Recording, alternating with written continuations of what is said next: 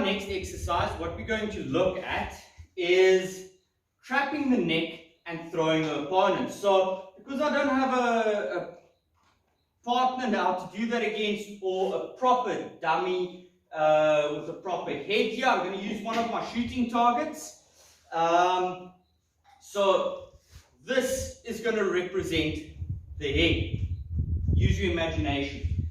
So first thing we do is we're going to stab with the rope and the 2 sticks to the throat. So that's 1. So you want to stab into the throat using the rope to bridge this gap here and the 2 sticks to the side. 1. Then I'm going to bring the nunchaku over the head and I'm going to lock the head in place. So I want to cross the nunchaku. So you can imagine how thin this neck is, and if you take a normal neck and you start just squeezing the neck together, you're going to do some damage and block the blood supply. It's not a pleasant feeling. So from here, 1, 2, 3. And now the movement in the kata. So if you look at the kata movement, it would go there and then it would jump.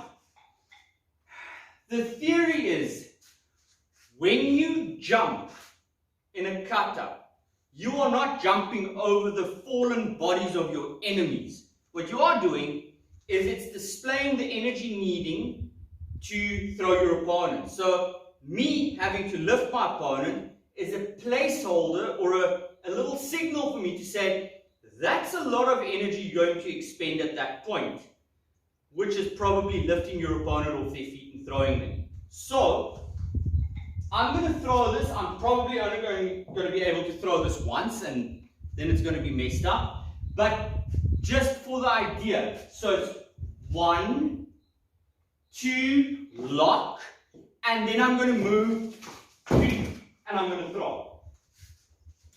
I can probably try a little bit harder. If I mess it up, I mess it up. So let's try that one more time. So from here, stab the throat, catch, lock the neck, and then use the hips. Oh, well, now it broke. So the idea behind it is that you are pulling your opponent's neck and throwing them to the floor. That's more or less the idea that you should have behind this movement. So, just throwing the dummy out the way here.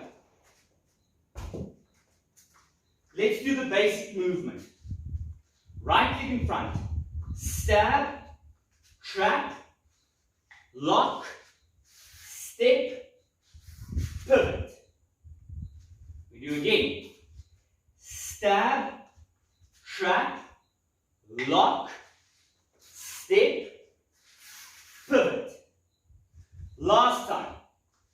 Stab the throat, catch the neck, lock the neck, turn the hips, drag the body, use the hips, pull and throw.